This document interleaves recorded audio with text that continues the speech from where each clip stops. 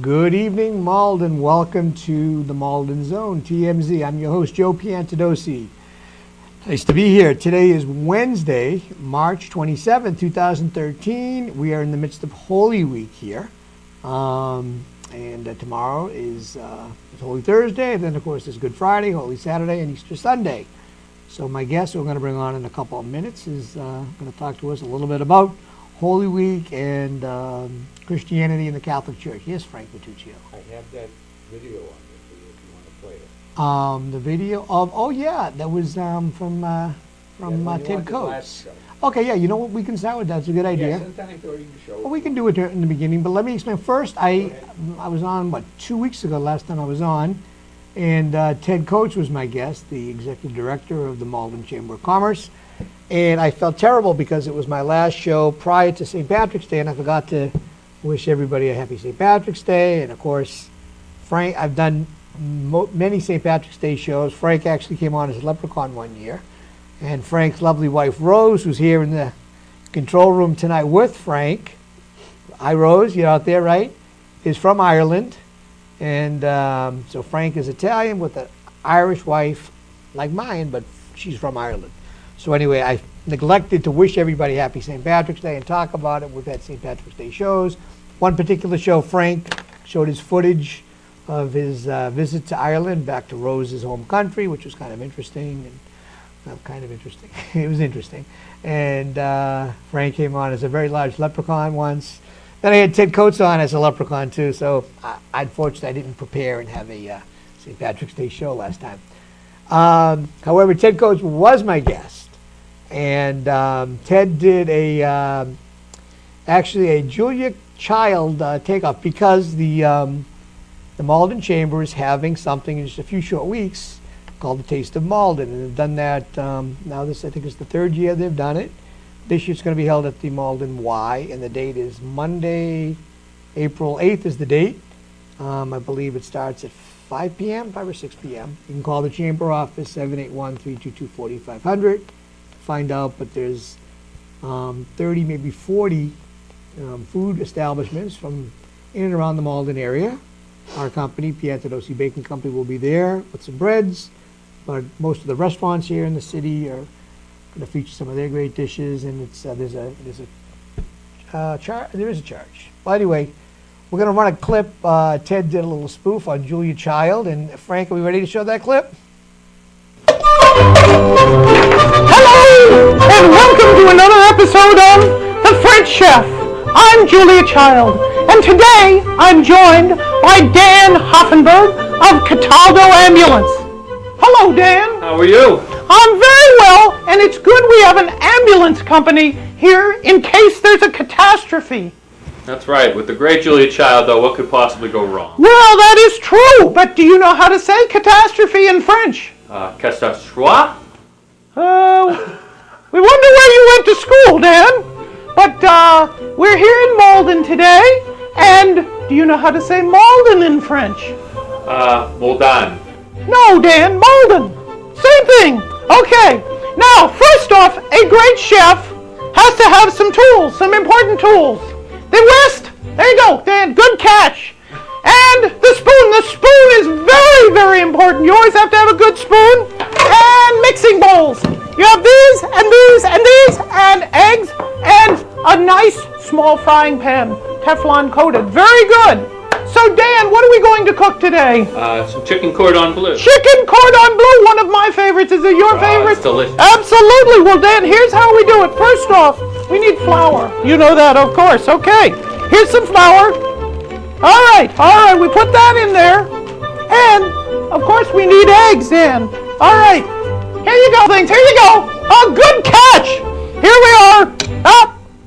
Whoa. Okay, whoops. Oh, no. You don't put your shells in there with it. And then, Dan, you can mix that up just like that. Oh, good job. A good chef always gets a little messy. Oh, yes. Okay. Here, we'll take some flour. We'll put more flour in there. Okay, there. Good. So you see, it's very properly mixed, and you want to do the, we got something over here. Oh, Dan, I'm sorry. Did I get that on you? Oh, that's all right. Oh! It's all part of cooking. It is part of cooking. Dan, it's very important to properly whisk your stuff. Okay, let's put that right in the pan. Oh, hard. Oh, it is? Well, It's supposed to be like here, oh, we forgot the salt, Dan. Here you go, a little bit of salt. There you go. Okay. We're going to put this in the oven now, and it will just be 45 minutes, and we will have a wonderful meal of chicken cordon bleu. Dan, I think our meal is ready. Are you hungry? I can't wait to. Oh, boy, it's going to be great. Is that what we put in there? Is this what it's supposed to look like, Julia? I don't think so, Dan. I think it's kind of a problem. I don't think I want to eat that. Do you want to eat that? Not really. I have another idea. Let's go to Taste of Malden. That sounds like a great idea. Do you know when it is? I believe it's April 8th. April 8th. And where is it going to be? The YMCA. Oh, that sounds great. What times is it? 5:30. 5:30 to 8:30, I believe. 8:30 It's going to be a wonderful event because you know Malden has so many different restaurants. Fantastic. You can have every type of cooking, not just French. You can have all sorts of things, and I promise you it'll look a lot better than this. So don't forget, Taste of Malden, April 8th, 5:30 to 8:30. Contact the Chamber of Commerce. That's a wonderful Chamber of Commerce they have. They have a wonderful guy running it. I just can't remember his name, but he's a great guy. And contact the Chamber at 781-322-4500. This has been The French Chef with Julia Child and Dan Hoffenberg. Thank you for teaching me to cook so well today. Absolutely, anytime, Dan. That's excellent. It's funny, those of you that know Ted, he's a quiet, shy, unassuming guy. He was a former Coast Guard guy, and first time he took a position like this, and he's running a nonprofit. He does a great job, and this creative side of him came out, and he's done a lot of these little spoofs and skits and commercials, and but he does a real good job running the chamber, and promises to be a great event. It's gotten bigger every year, and I guess it's 5:30 to 8:30 at the Malden Y on Dartmouth Street, Monday, April 8th. I guess it's $25 a ticket. They're expanding it though. There's going to be some tables that people can get their food, sit and eat at a table, not just walk around holding a plate. So be sure and attend, but call in advance the chamber office, 781-322-4500 to reserve tickets. So anyway, I will, as I mentioned, it's Holy Week, and now we're going to bring on my guest, who's a gentleman named Jared Blake. So there we go. Speaking of holy. Speaking of Holy, thank you for being here, and we've talked about this for a long time. Yep. Jared Blake, I think I mentioned my home parish, St. Eulalia Church in Winchester, and Jared has been the youth minister there for how long now? 7 wonderful years. Has it been 7 years? Yeah, Oh, yeah. I think God. this is my 7th. Wow. 6 or 7. I don't know. I'm not really sure. And that was your first entry into youth ministry? Or? Yeah. In fact, actually, they took a big risk with me in the sense that I actually just converted to Catholicism right before I started the job. Prior to working at St. Eulalia's, I was a karate teacher. So other than the fact that I worked with kids, I didn't really have too much training as a youth minister. But they sent me some training classes, did a lot of work with me, and gave me a really good opportunity, and I've loved it ever since. So what was your religion prior to? Wasn't really brought up in any specific religion. My parents had gone to a Protestant type church for a while when we were kids, but it wasn't too consistent. My mother was actually brought up Catholic, but she didn't really go to church too much later on until we were around, my brother and sister and I. So what made you convert to Catholicism? A really good friend of mine, Matt Marchon, who I actually did karate with. He got me into karate. First taught me how to defend myself, and taught me how to be a fighter, and then Not that you need to be a fighter to be a Catholic, but no, but my point is that then he brought me into the Catholic Church, and taught me how to love others. So he was a really good mentor, and still really good friends with him. So that was actually down in Newton. The parish was Our Lady's Help of Christians in Newton, and great pastor down there, Father Cunin. Okay. And then I just kept going to church there. Did some work camps, these trips where we did some mission trips as a teenager. Did that all through high school, and then I actually gone to Mass for about 4 or 5 years before I was even Catholic, just because my friends were going. And then at one point, Father Cunin just said, why don't we just make this official, confirm me, and then, a couple of years later, I got a job at St. Eulalia's, and again, it's been about 7 years, and I've loved it. Now, how did you find St. Eulalia's? I'm just curious to know how you. Yeah, that's really interesting. It's just a mere coincidence, but one of my students at the Christ School down in Newton, their family was they're a parishioner actually of St. Eulalia's in Winchester, and so they had mentioned that they needed a youth minister. I was looking to change professions and figured out how to apply for the job, and I got it. Excellent. Yeah. Well, it's funny now. Youth ministry. So what you run is probably old with CYO, correct? Is that the same thing, or it's similar? I mean, what's really great about working at St. Eulalia's is they have a religious ed department. So there's religious ed directors that do work with the kids through preschool all the way to 10th grade and confirmation. Right. They focus on the religious side of it, and being the youth director, youth minister, whatever you want to say, I get to really work on the social and the service side of things. So I get to do the parties, get to do the fun things, get to do the community events, the holy dodgeballs, things like that, and then I also get to do the service trips, which I just recently came back from. It's funny, holy dodgeball. My son, who's 14, is in the 8th grade, and you have to know Jared. My son's name is Jared. He's been a guest on the show. Is a big fan. Well, all kids are. Jared Blake is like the Pied Piper at our church, and it's pretty funny. All the kids flock to him, but the elderly people do too. And of course, all the girls think you're cute. My wife notices all the young girls look at you. And, they're all like swooning in the aisles. Not good for my ego. Not good for your ego. But and all the guys think you're cool. So it's a good way to to relate to all types of kids. But you started this. You have this thing. We're going to talk about your trips, but there's a segment of the church which I was unaware of. It wasn't there when I was there. I guess it was just basement storage, but you took it and converted it into a youth center, as you call it, right? And that wasn't there. I mean, years ago, I never knew it. It wasn't. It was just the basement of the church. Yeah. It's actually it was before they had the big White House there, where the priest lives now. They had the office side of the church was actually all the rectory. The rectory. Yep. It was where the priests lived, and all the offices upstairs were really where all the priests' rooms were, and so all the offices were down the basement, and so that room that is now has the pool table, the hockey table, and the big screen TV used to be the offices for everybody in the parish, and it was a bit gloomy down there. No windows. Yeah, very small windows actually. The ones because you're in the basement there, they're way up high on the wall.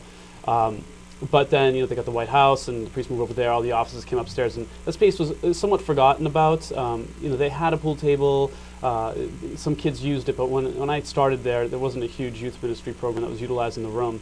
So I used it for a couple of years, but then just realized we needed to update it. So I spoke with a couple of different parishioners. One in particular, Jerry Cerruti, she's an interior designer, and she helped me redesign the room, choose some paint colors. We've got a donor to sponsor the program in the youth ministry department, and getting a new rug, got some new futon. So the whole place is updated. In fact, we're working with someone right now to update the whole snack bar area. So move, create more space and redo that. Just make it look a little bit more polished and something that the kids would enjoy. Well, it's nice, very comfortable for kids, and usually you have you said open Friday nights. For the middle school and high school, just middle school and high school kids, and again, obviously, I don't have to focus so much on the religious side of things. It's more or less just a social and service.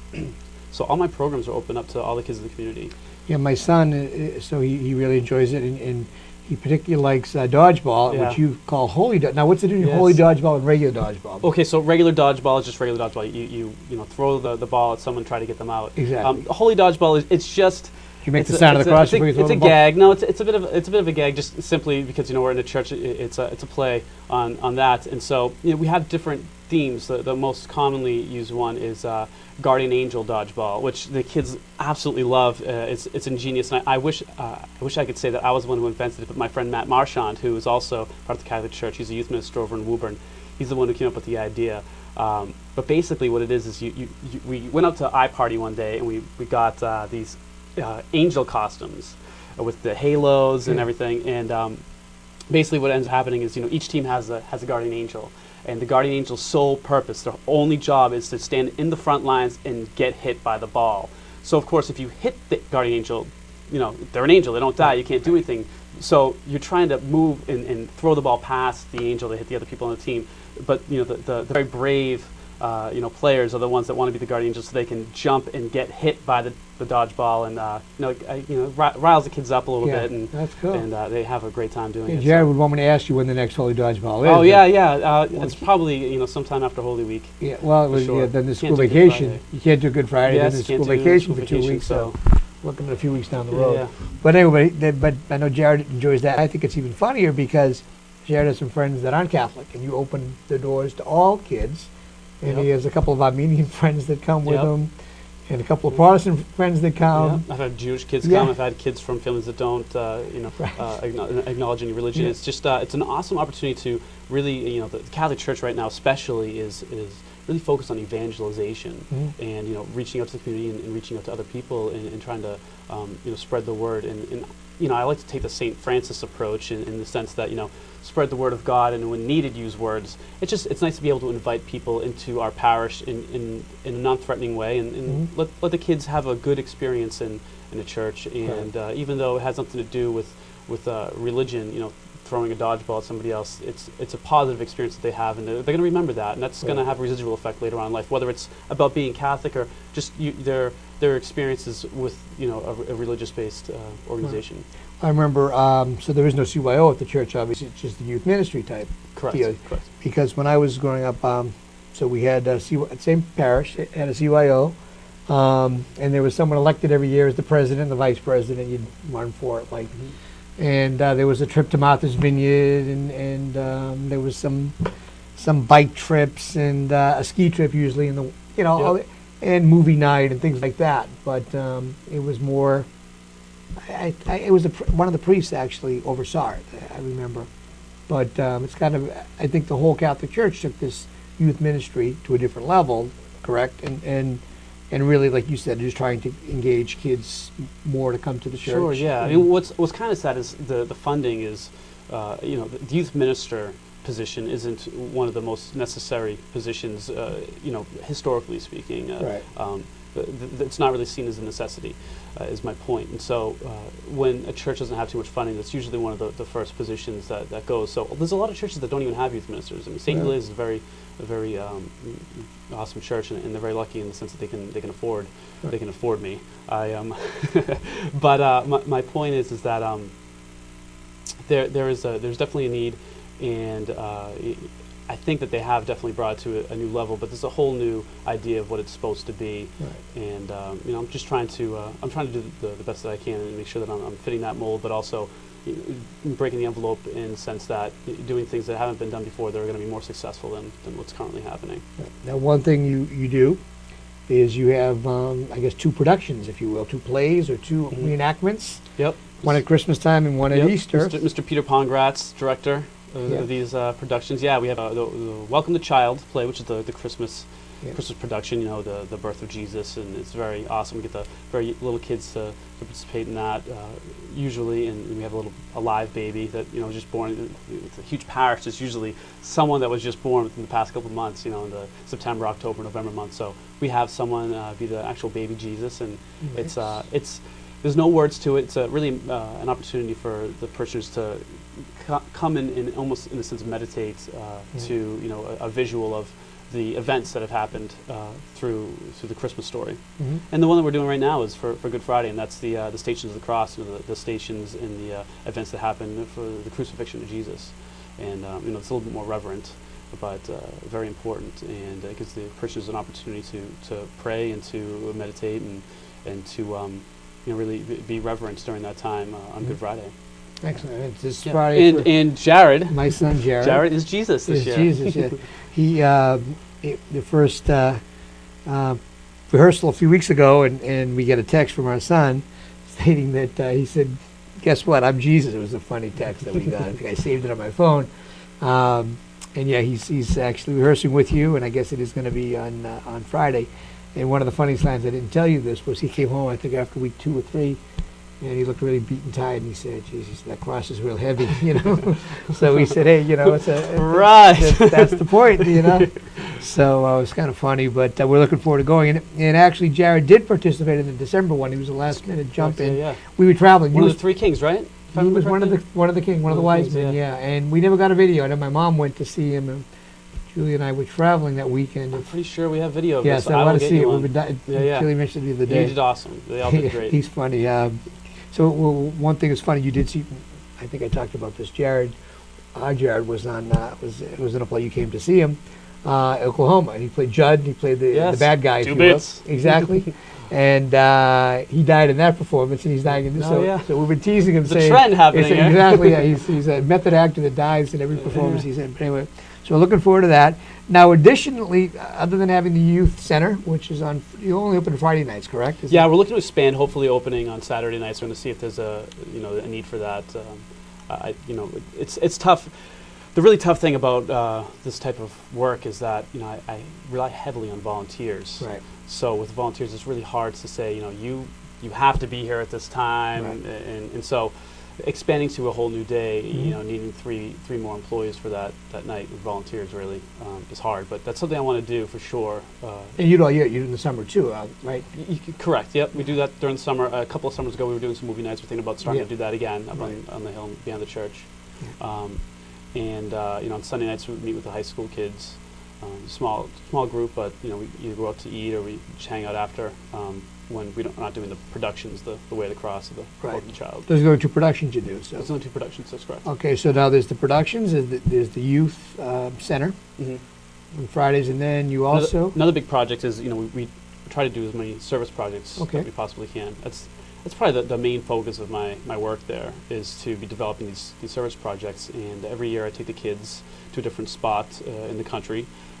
So this past year we went to Nashville. We're scheduled to go to Roanoke, Virginia this summer. But this year was unique because I have a group of high school seniors that are coming through. And when I first started, they were in 7th grade. And that's really where I start to work with the kids. I've been starting to work with them in the 6th grade level past couple of years. But when I started, I was focused from 7th grade up. So we're the first group that I really had that, went through an entire cycle working with me all the way through high school. And so I've bonded with them a lot, as well as some of the other volunteers that have been with me for a while have. And so we decided to do something special for them, and we did a international service project through the same organization that we do Catholic Art Work Camp. So we went to Jamaica, which the poverty is much more profound there. So it allowed the kids the opportunity to be able to see something a little bit different than they would have been able to see domestically.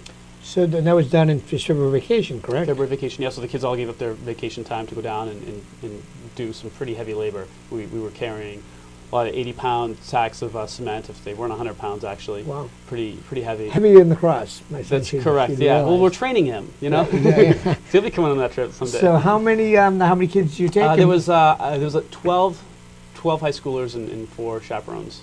Okay.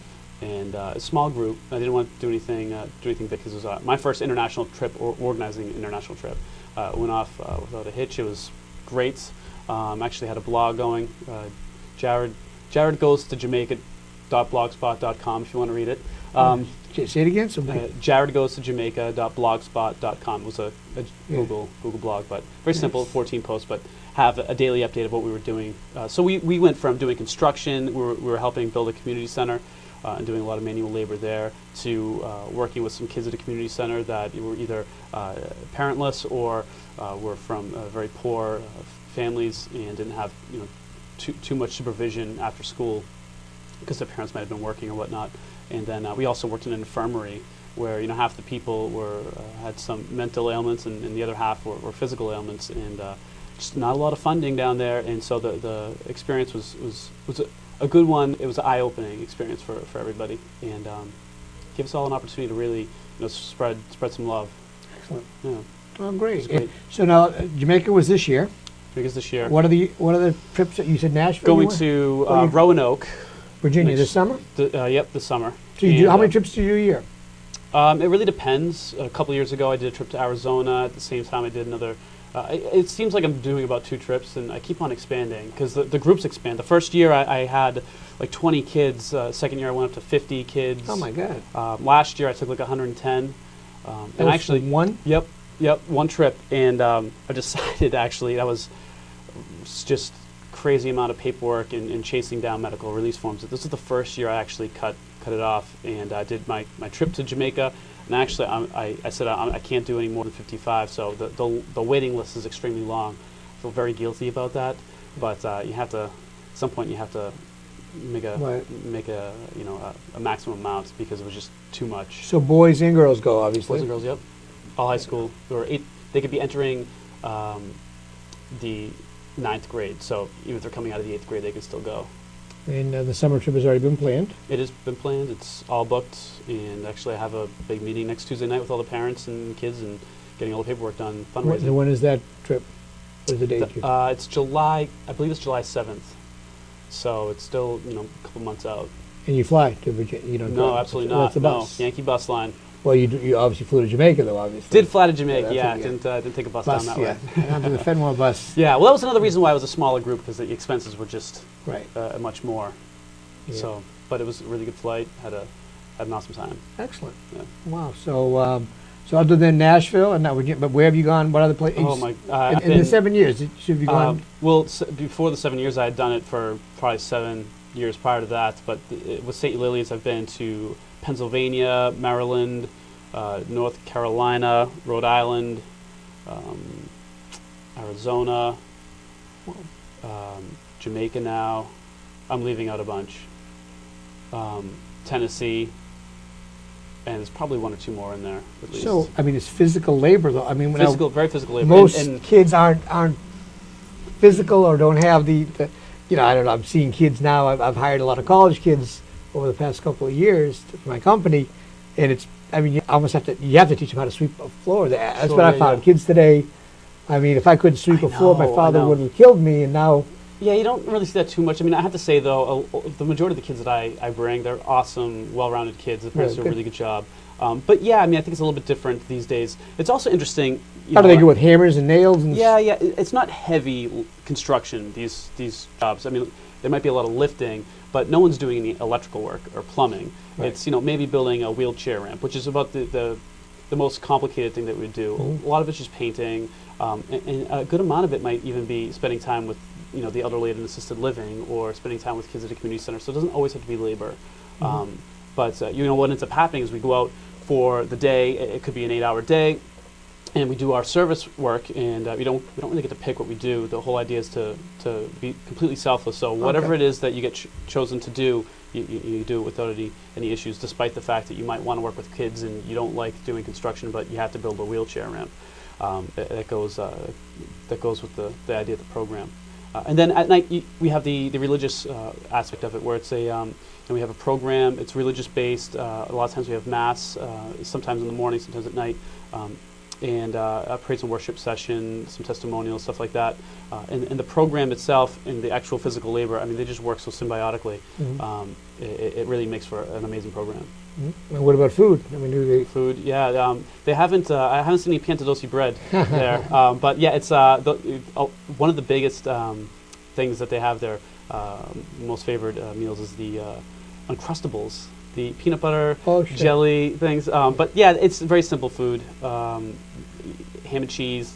Taco Tuesday is a big deal every Tuesday. Well, who does the cooking? They have a staff there. Oh, they do. So Catholic Heart Work Camp will have a staff of like 8 or 9 people. So the organization is Catholic Heart. Yep, Catholic Heart Work Camp, CHWC, and they have camps going on simultaneously throughout the entire country. Okay, so 5 a week. So you actually you're obviously contact with this organization, mm-hmm. and you just set up with them and all your trips. So yeah. So I don't come up with all the media, right, and I don't make all the connections. And even the daily assignments. I get the group together here, do the fundraising, organize the trip.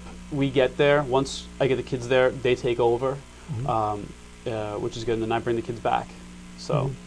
You're obviously with them and I'm with them. But I have my own group. They assign you to a group where you might be in a group with 6 people, but every single person is from a different place in the country. Oh, wow. So you're working all week with people that you've never met before, and then you build these relationships. So you don't work with the kids you're with?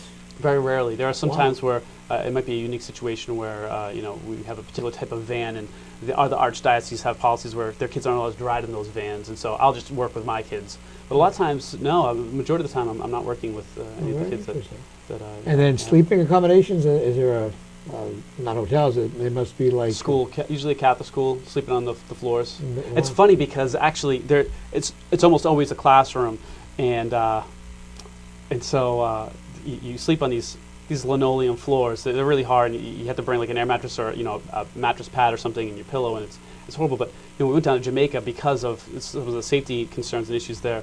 We had these accommodations that were absolutely fabulous. So we were going to this place that was very poor, but we had much better. We had our own bedrooms, beds, showers, all these our own showers. It's amazing. So it was funny. So you don't have showers in the schools, or? No, you do. They're just they might be communal, where you go in with your bathing suit and there's just one big open room with a bunch of shower heads. Sometimes they have to fabricate the showers because the school might only have, for some reason, one shower for the resident priest or something there, and you can't, just 400 people at these camps, so you can't take it can't be in line for that long.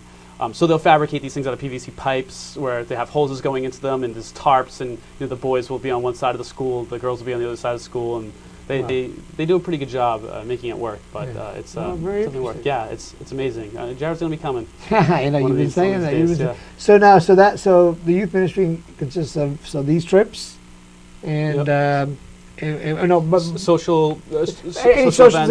During on these trips, are there anything social? I mean, it seems like you're working all day, and then you're this free time. There's definitely free time. Yeah, playing cards. Chems is a big card game that they like to play. Slam, which is another one.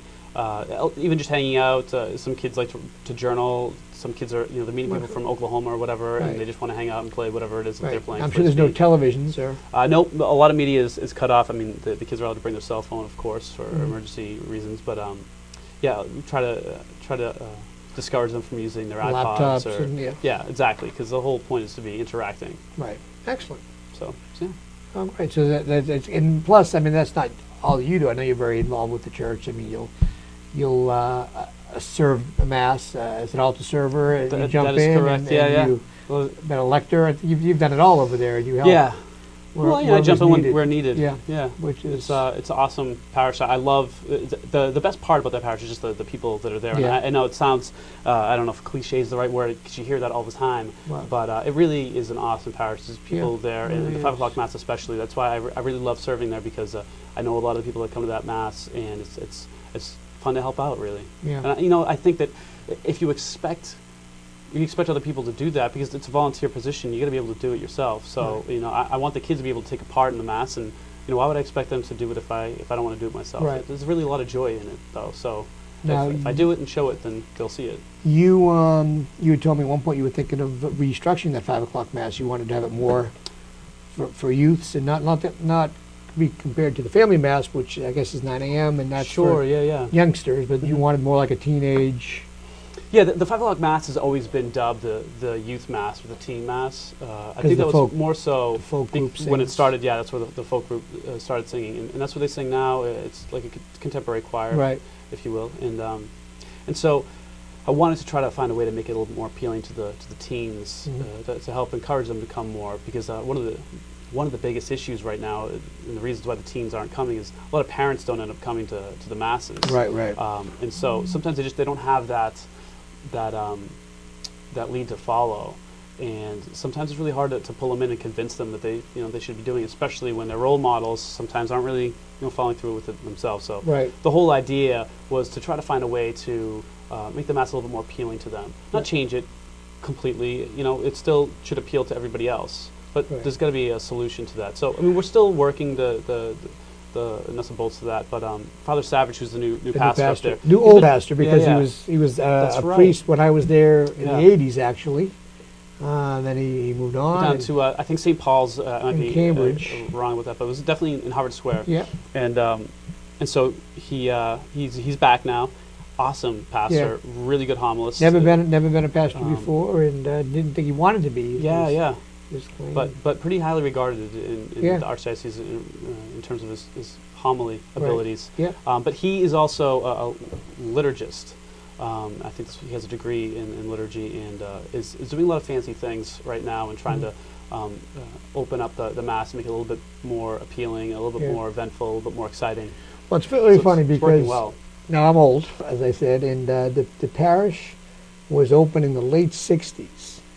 Matter of fact, someone who used to work for me was the first person christened at that church, baptized. So I remember I actually had an anniversary at one point, and she invited me because she was from Arlington, but she was, they found up her records and realized she was the first person baptized in the church. Pretty funny because my family had moved from the other part of town, and we grew up going to St. Mary's. I was actually baptized at St. Mary's. All right.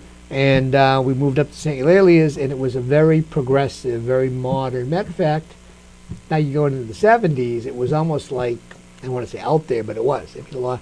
We had this older, you've heard of Monsignor Lyons, who has passed away, but he was an older priest who was very progressive. And they really made it, he brought in folk masses. Matter of fact, when I was growing up, the folk mass was at the time 11:45. There was a mass like 7, 8, 9, 10, and they were all traditional masses. And then the folk mass was 11:45 mass. So that's since changed now to the 5 is the folk, and of course a lot fewer masses. And in those days there were maybe 6 priests. I think we had the pastor and 3 or 4. A lot more priests back then. Yeah, but there were so many priests, in residence. I mean, these were priests. Every church, and our church had, I think in its heyday, I don't think it had 6, maybe 4 or 5 priests. But anyway, it's changed over the years, but it was always a very contemporary, progressive church. I remember when, and Winchester's kind of funny because it was it's waspy. We were one of the first Italian families to move to Winchester. And at one point there was only 1 Catholic church, and then they went up to 3, and now they closed 1, so there's 2 Catholic churches. Very different in their styles and everything. And even though the Catholic Church has seemed to be more liberal and more embracing, if you will. I mean, of course, initially it was all Latin, and it's changed over the years. But St. Eulalia's getting far back there now. was a progressive church. Well, I don't remember Latin, but I think Latin was probably in the 60s. Yeah, Vatican II. I want to say 62, but I'm probably absolutely wrong on that. But I throw it out there in hopes that I'm right. don't really remember masses in Latin, but I believe I used to go with my family when I did masses in Latin. But it's kind of funny that it was always the progressive church. Yeah, and the liberal church on the hill is what exactly they said when I first started working there. Like, well, this is the liberal church on the hill. Yep, exactly. And but it's a beautiful parish, great community, and it's funny because it's not just a bunch of young people, which obviously reaching out to get more young people involved, but there's older people that are enjoying this too. And I remember the first time there was a band on the stage, on the altar, with drums and everything, and it's so nice to hear. And even like this past Sunday. The choir, the chorus. They did. They were so versatile. Yes, which was really nice. They did like a Baptist song at the beginning. They did like a Gregorian chant at the end. They were very versatile. Yeah, which was nice to see, nice to hear. But anyway, it's so now the Catholic Church is undergoing a lot of changes, and now with this, what's your take? I mean, I know you were texting me the day of. You were the first person that alerted me. I was in a meeting. And you said, we have a new pope, and. So that's right. I was watching it from work. Yeah, we put the TV on at work. Would you? St. Francis. I got to say, or not St. Francis. Pope Francis. Maybe that's a. No, maybe. Yeah, right. Pope Francis. I think it's just awesome he took that name. I'm a big fan of St. Francis myself, but I'm definitely pumped because first of all he's out of Europe. In the sense that he's in Argentina, so not from Europe. From the Americas.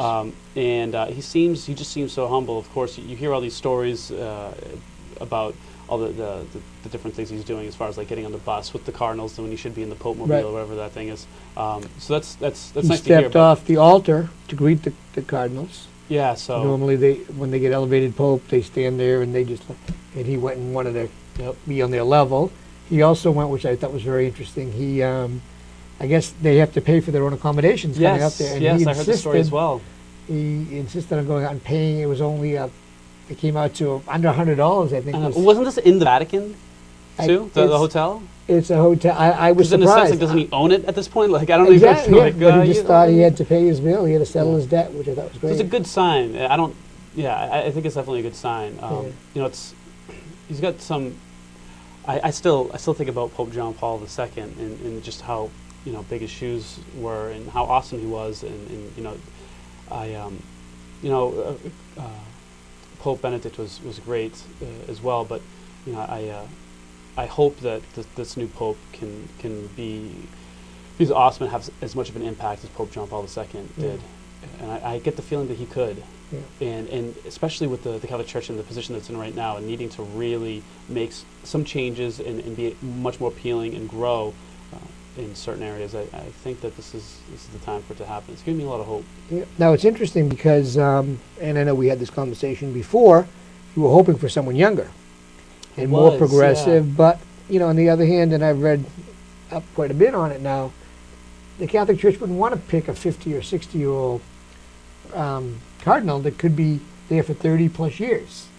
And I mean, it's almost, I hate to say term limits, but somebody of his age that's youthful in appearance and strong and still healthy is better, because I mean, maybe he'll be there 10 years or less. And I think it's probably better that you don't get somebody in that role for a long time if you don't like him. Exactly. Sure, but I mean, what if you do like him though? What if he is awesome? What if you just make the right choice and pick the right person? But usually, that's awesome. But of course, I have my own opinions. Right, everybody but has their no, own but opinions, someone, so. I mean, you're much younger, but I mean, are you ready at 20 or 30 or 40? But No, I was thinking more like mid-50s, 50s, yeah. early 60s, something like that. Right. Shoeborn, I don't even think he's that young, to be honest with you, but he was a pick that I had. I was actually speaking with my friend Matt Marchand. And this guy seemed, from Vienna, I believe he seemed pretty liberal. Our own Cardinal O'Malley was considered, and he was. Yes. And it's funny because they are similar. The Pope and Cardinal O'Malley. I mean, they're both. He's a Franciscan, Cardinal O'Malley, and very humble, very poor. Also, in reading, Cardinal O'Malley didn't want to live in the Cardinal residence, beautiful mansion up on the hill, the Heights, and sold it to Boston College, which is now using the facility and the space. And instead took a small apartment, a 2-room apartment that was, I don't want to say rat-infested, but it was above the cathedral, the Holy Cross Cathedral in South Boston, South End, actually it is, and just wanted to live in a humble place. Yeah, very simple. Right, and of course wore his, robes, his brown robes and sandals, and didn't want the pomp and circumstance. And they're very similar. If you read, you could interchange their names. Yeah, for what it seems like, He would have been a much better Facebook profile pic for me because, I have a picture of him, a picture standing with them, so that would have been good. I don't have one with Pope Francis. But I want to tell you something. You know what I found strange? That to me, and again, it's because the Catholic Church, you always put being raised Catholic, you put it in a very high place. And it's weird that one day he's a cardinal and you see him on the street and you have a picture with him. Yeah. Now he's the Pope and he's in white. He's supposed to... Really big deal. Yeah, right. Yeah. To me, the Pope came down from heaven. I mean, it's almost like, I was old enough this time to really watch the whole process. Yep. And it's political and it's an election. Sure, yeah. But I always just thought that the Pope was like this person that would just emerge, somebody that you didn't know. You didn't want Johnny down the street to become the Pope. I mean, that's and then I even learned this year that Bono. I mean, it was a joke, but right, yeah. All you have to do is be a baptized Catholic male. Baptized male. You could have been Pope. I could have been Pope. Yeah. Yeah, there was actually it was funny because I was chatting with a bunch of people at work about this, and at one point was on the web and went to a website where they had the different chances, like the odds of particular people becoming Pope, and Bono was on there, and he was like, it was a 1 in 1,000 odds if you chose or whatever. It would have been awesome, but yeah, I mean, I did see him on there, but as far as Cardinal Sean in talking about the Pope being like from heaven, I think a lot of times it's just because they're always from Italy, and you never knew them before until they ended up becoming Pope. But it would have been cool if Cardinal Sean O'Malley got it, because I mean we know him, like I've met him and I've had conversations with him, and wow, he's a Pope. But all Popes have families, they'll have moms, and but you don't imagine that being the Pope's mom. Like right. So, but usually they're so old that their mom is not living at that point, I think Shoeborn's mom was living. Really? Yeah. Well, the funny thing is, I think over the years, I mean, there were popes that were, in their teens when they became pope. you was a know, long time young. I ago, mean, though. many centuries ago. But I'm just saying that we always think of them as old Italians, and it's funny. I was even thinking back. You know, I remember, well, Pope Paul was the Pope when I was young. He was mean. I mean, I just remember him being very stern, and I had pictures of him, and I really didn't know much about him, but he just seemed like this. He wasn't an outgoing person. Sure, yeah. And I guess Pope John was before him. He wasn't Pope when I was born, but I had Pope Paul. And then, interesting, I was in high school when Pope Paul died, and Pope John Paul I. Right. This, And he was like, "What's up? See you later." 34 days later, I think Yeah. he died, which was kind of weird because I don't want to say there was anything mysterious about it, but after he was elected, there was a rumble that maybe he was the wrong person for the choice. He was more like a pastor than he was a pope and a strong leader for the church. And he seemed healthy and he seemed okay. And one morning he didn't wake up.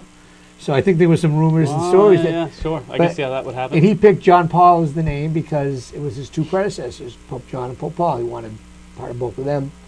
And then all of a sudden, you know, I remember because there were two elections within a couple of months. You weren't even born. It was. I wasn't around. It was in the late '70s. I think I was a junior in high school, and then all of a sudden Pope John Paul. And I remember it was like, oh my God, a non-Catholic. It's unheard of, unbelievable. And it was Pope John Paul, and then everyone adored him. I mean, but he was young and he skied. I remember it was like a pope that skis. I mean, you didn't think of a pope other than just being in the clouds practically, you know. Yep. And then he was great. Charismatic, yet he was beloved and everything. And I actually met him. I went on a high school trip to Italy, and we went to the Vatican, and he actually said Mass. And in those days, much like this Pope is doing now, going in the crowds, he went out in the crowds. And actually, he reached out, I touched his hand, and I thought that was a huge deal. Here I am, a senior in high school. It is a huge deal, though. And I got to touch the Pope's hand, and he glowed. And it was pretty funny because I remember seeing him, and here I was, 17, a senior in high school, but I remember seeing the Pope, and my thought was, oh my God, he glowed. And of course it was white glove, but I remember looking out to the crowd, and all you saw was the Pope. You didn't see the people around him because he was that charismatic, and that, you know, and it had an impact on me. I do remember seeing him. I think there's people like that that are very holy, though. You always hear those stories. You know, for instance, Mother Teresa. I've heard people that have met her, and you know they can walk into a room, not even see her, and just have a different feeling. Exactly. Yeah. And I think there's something to be said for that. Yeah. Something that can't really be explained. Yeah. Well, let's hope that this new Pope does this. And so far, he seems to be. Yeah, I think he's going to rock it. Make us. That's a nice. And you know, it's nice to see, and I do like to see that the Catholic Church is reaching out to the youth. And of course, the Catholic Church has gone through some hard times, both financially and also with all these. The abuse scandal. The abuse scandal, which is horrible, and you know, it was going on. And I really, you know, and I happen to know Cardinal Law, and I felt bad for what happened, and I really feel he was the lightning rod. He was the scapegoat for the whole thing, and now you're seeing it more and more. And I mean, it's not only in this country, but other countries too. And all the cardinals around that time. I mean, I was Cardinal Mahoney out of Los Angeles. That is, there's some scandal there, and but they're just moving priests around and just, you know, and it's sad, but it's so nice to see. And I'll tell you something. I'm comforted to know that my son likes the church. And you know, I mean, thanks to you and the fun things of the church, and not just fun, but also the learning. And I mean, my son is a history buff and loves to know about that. So I think he really gets into all that and the story of Christ and all. So it's all good stuff. Well, it should be. I mean, I wouldn't think. I mean, this is just my own opinion, but I wouldn't think that Jesus would be like, yeah, church should not be fun. Right. You know, I'm pretty sure he'd be like, yeah, it should be awesome. Well, you know, it's funny. You know, I ended up going. I went to BC, and you know, it was funny because sometimes I don't want to say you were ridiculed, but I remember not everybody was Catholic, obviously, growing up, and not everyone went to church. And those that did, and you know, maybe you kept it quiet that you went to church. Now I go off to BC, and of course, when you were young, you were forced to go to church. Your parents, at least being Catholic, and at least in my family, or Italian Catholic family, you were almost made to go to church. And then you got a little older, and you know, if you still went, it was like, wow, but you almost didn't brag about it. You can go tell your friends about it. You may have went to church with another buddy or a family member, or even by yourself. I remember at one point I went with an old neighbor. He and I used to go together, and an older guy. He'd pick me up because he'd like to go, and his wife was too sick to go, and I used to go with him. It felt good to go and to worship and to pray. So then I go off to BC, and what really blew my mind was I lived in a dorm with both the football team and the hockey team, and these are big, rough, tough guys. And I was amazed how many of them went to daily mass. And most of them had gone to parochial school. I went to public schools. But I was just really surprised and amazed how and it kind of kept my faith going to see that. And it was just really nice to see. And I just think it's nice that people have that faith, and whether you're Catholic or any other religion, but it's nice to have a belief and to go and worship. And I think it's fulfilling and it's enriching. I agree with you. It's just interesting too, because I feel like the culture is changing a lot as well. Where at one point, like you were mentioning, you had to go to church, right? Regardless of what your faith-based system was. You were Christian, in the Catholic sense, or Protestant, or you're Jewish, or whatever. But you had to go, and now there's this culture that's kind of come through the past couple of decades where we're focusing more on the secular part of life and putting religion off the side. But I think there's a lot of studies now that are being published in regards to the brain and how we're wired for spirituality. And actually Donna DeFonso in her confirmation classes talks about this all the time.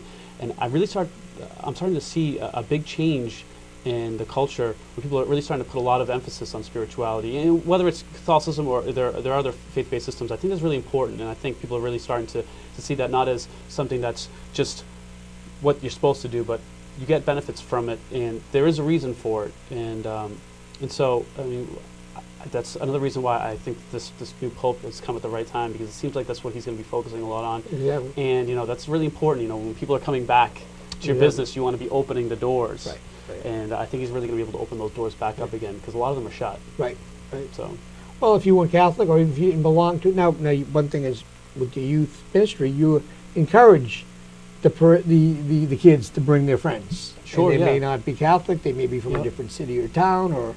Yep. Or and they can participate in anything they want Yep. to. I've taken kids that aren't Yeah. Catholic. I've taken kids that aren't religious on these Catholic hard work camp trips that are a very Catholic program.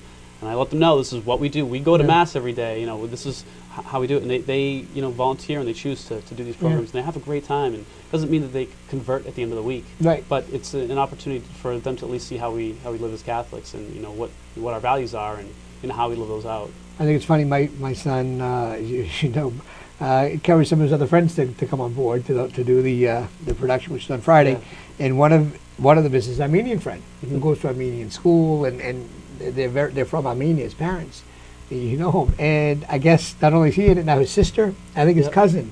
I think there's three of them from his family that have no Catholic upbringing at all. I think it's kind of funny that but they're enjoying it. They really like doing it. And because it's fun. Yeah. And, it's a good time. We have some pizza. We hang out. It's not all work. You have to make it fun. You have to make it appealing to the kids. One thing I wish I watched, and I think it's available on demand, but HBO this month has the Bible, which I guess Mark Burnett and Roma Downey. Okay. And it's supposed to be phenomenal. It's on HBO, and it's on Sunday nights at 9 o'clock. Is it a series or is it one? It was a series that was going to be on 5 consecutive Sundays, but I think you can if you have on demand, you can reach out to it and get it. But I've heard nothing but great things. Mark Burnett, of course, produced and developed Survivor and The Apprentice and a lot of the reality shows. He's married to Roma Downey, who was on Touched by an Angel from Ireland. Gotcha. And they put this together, and it's supposed to be phenomenal. A great telling of the Bible.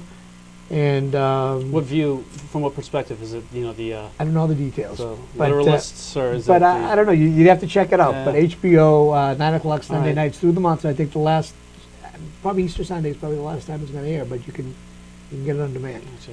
And it's just very interesting. And it's just nice to see us all have some faith. And no matter what religion you are, but I think it's great to reach out and have faith. And even my son pointed out, at school, which is kind of disturbing.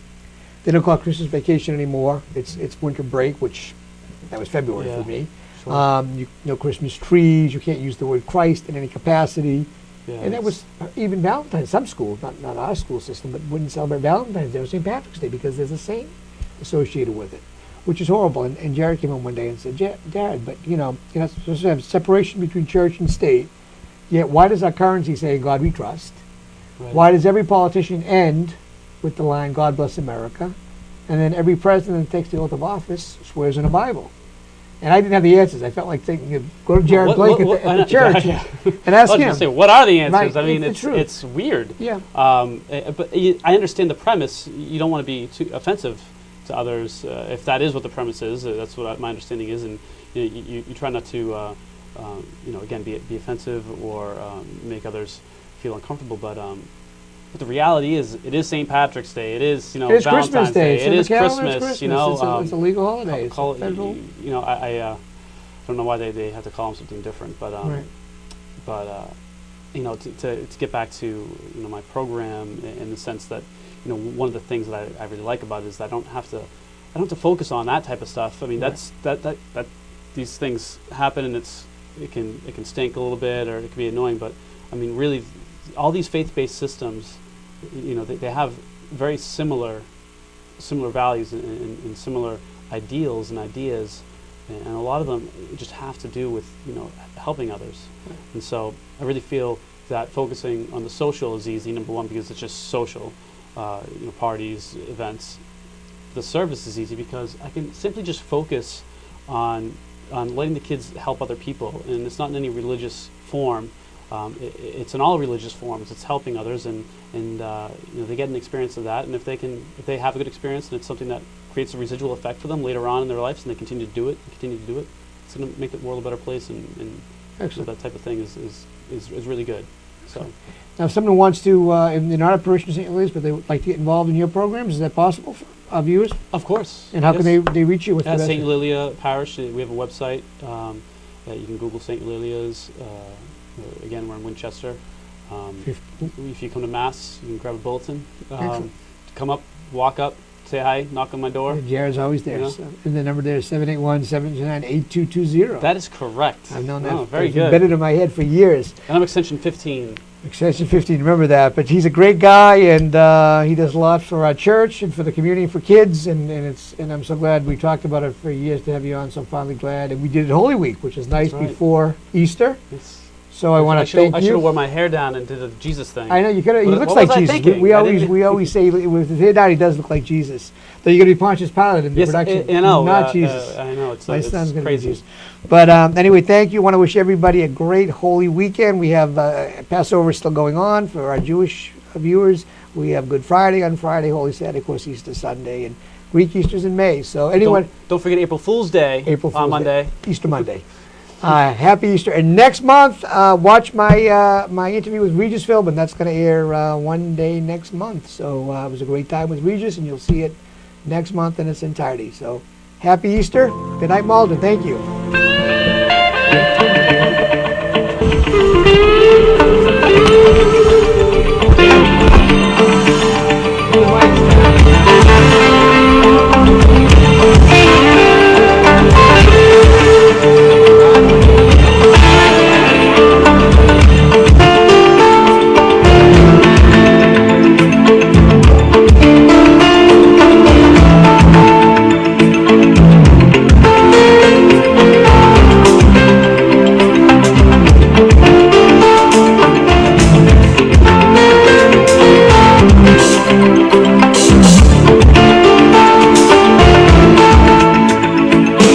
Get out of the dock and into the